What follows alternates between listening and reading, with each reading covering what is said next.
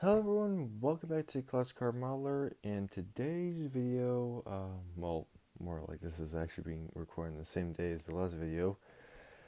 Today we are going to be showcasing the 1941 Plymouth that I have been working on. Now this kit really isn't shown a lot on YouTube, I found out, sort of. So I figured, you know what, let me do my own rendition and kind of base this on, well, I'm basically building it box stock. So to get started, I like to show you first the chassis. And keep in mind, I kind of started this after I abandoned the 76 Torino. Started this kit, kind of stalled here and there, but now we're back in business. So here it is. Um, this is the basically what we're working with. Obviously, the interior is done, which is off to my side. There's also the body, which I'm still kind of working on. I have to do chrome work with it next one, and so forth. Yeah. But yeah, so this I'm gonna be showing you a few things I did to this body. This I just said body chassis that I've never done before, and I'm very eager to show you. So first off, very nice looking. Love the chassis. Um, really nice looking. Yes, that is not the correct way the paint should be at. I looked at the box art, and that's just what I went with. I don't know why. I just like the look of it. Um, it's just the way it looked. I liked it, and so I just went with it. I realized when I did that, I'm like, maybe I should look online, and I did, and that's when I realized, oh, I did it wrong. So I'm not gonna worry about it, but it looks great, so I like it. Second of all, the engine. This is the first time I'm actually doing a weathering. This is my first time I'm really weathering a car. And boy, did it turn out great. Now, I've yet to show you the other side. But it is utterly incredible how much. And the way I did this was using a painting sponge, or packaging foam, really. Packaging sponge, you name it. And the underside is a real magic. There it is. I actually did a lot of weathering to that little exhaust there, and there's a rough um, feel to now. But my goodness, does it look utterly incredible, and I love it. I love the way it turned out.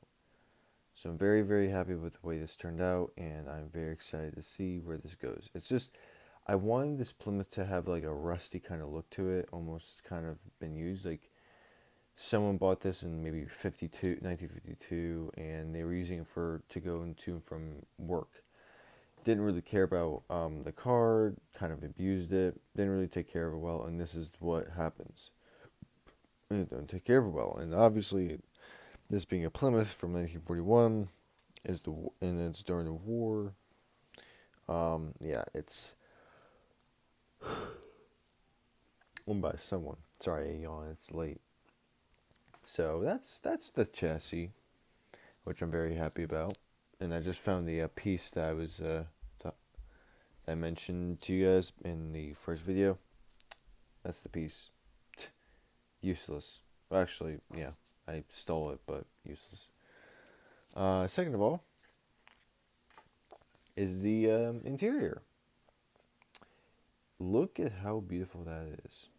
Utterly gorgeous. And yes, I had to put that in the back seat. I thought it would be the coolest idea ever, and it is.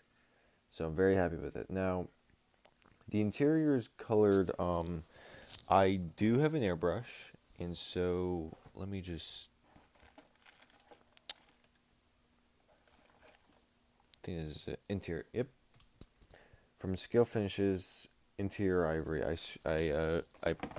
This was the first time I've ever airbrushed something, and so when it went on, I was beyond astonished. It was so easy to just spray on. So I was so impressed with it. I'm like, oh my gosh, this is like revolutionary. So that's how I painted it. Now, as you can see, there's actually interior dials. I forgot I got this on eBay. I got these two little things on eBay. I forgot who it was from, but when there's a video that I actually showcase something that actually has that I remember who made it, I will let you guys know because it's very good detail and it's actually I didn't want to brush paint the interior dials, so I'm glad I did this. So that's that. And yes, Godzilla attacks. I think it's the same person who made I bel I could be wrong. Same person who made the detective stuff, the detective little magazines from the previous video. That's where I think it's from. Overall, I really enjoyed making this interior.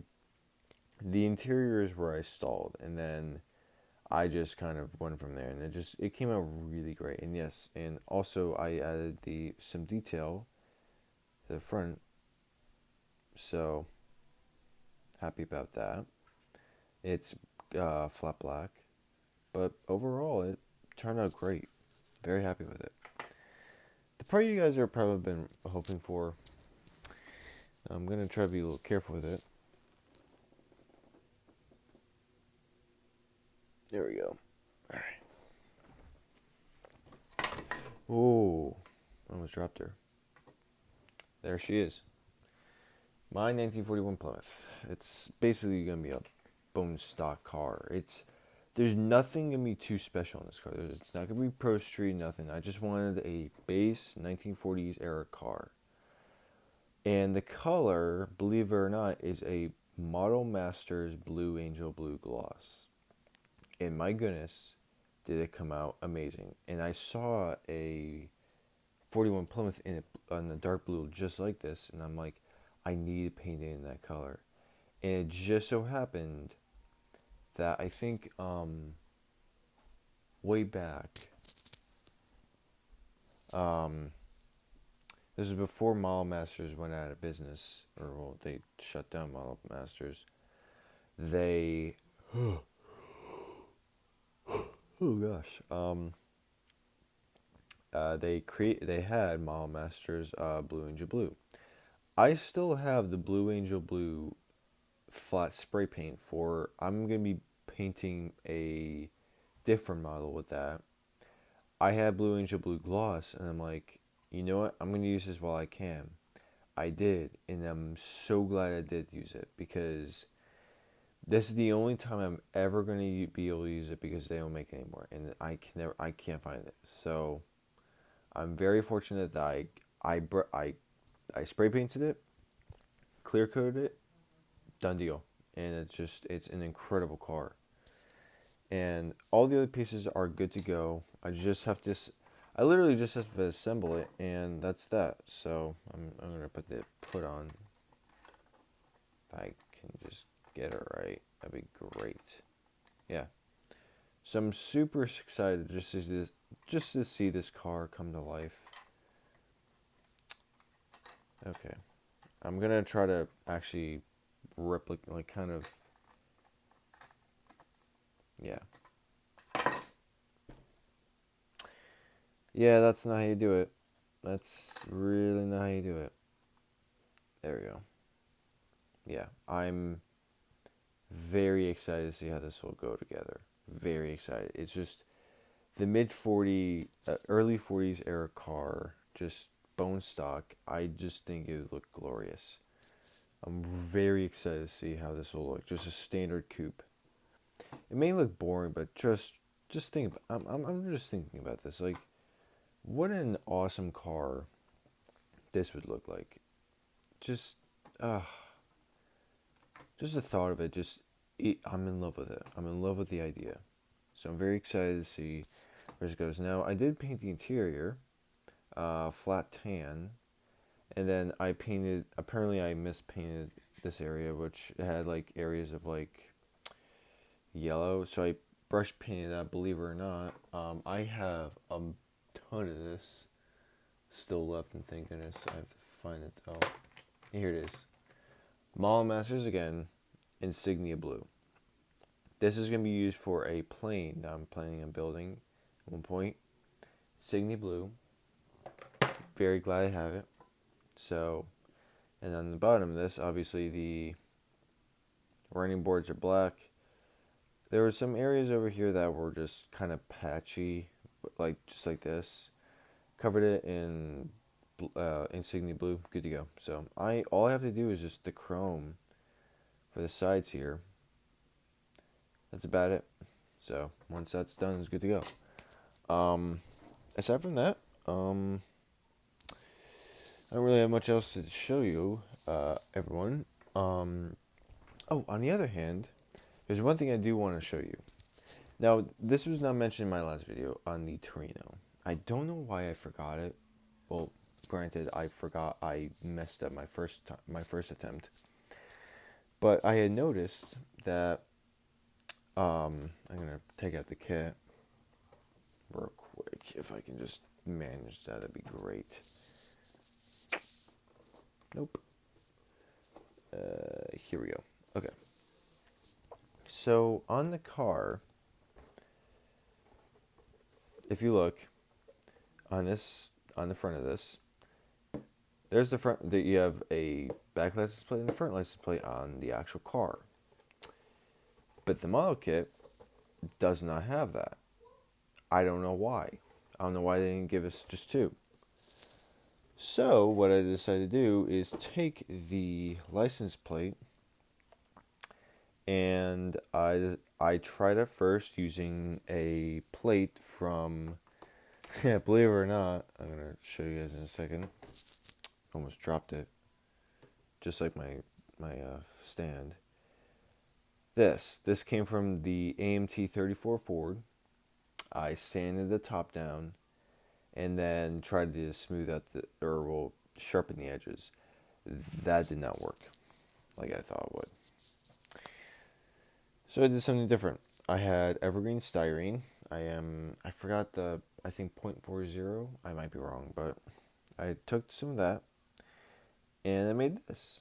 And it was perfect. It was a perfect size, perfect length, everything. So I'm now able to have two license plates on the car. And that's how it's going to work.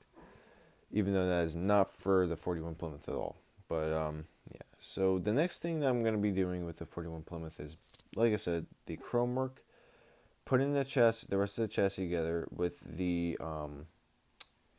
with all these. And yes, I know, it's a little bit dark where I am now in New England. But here it is. Very fashionable looking. I painted it black just to give it kind of a pop. When you put it inside the engine bay, you'll actually be able to see all that black. So I'm really excited to see how that looks. Other than that, that's pretty much about it for the update on the Plymouth. I think that it came a long way, and I'm very excited to show you guys the end result of this car. Now, I understand there are some models that need to be showcased on this channel. I'm probably going to be doing that tomorrow. Probably. I have to see if I can grab... I have notes for certain cars, such as my Dodge Monaco that I've yet to showcase, and some other vehicles. So, in that sense, hope you guys enjoyed, and if you did, comment, like, subscribe, you name it. And, gosh, I hope to see you all in the next one because this is going to be fun. See you all in the next one.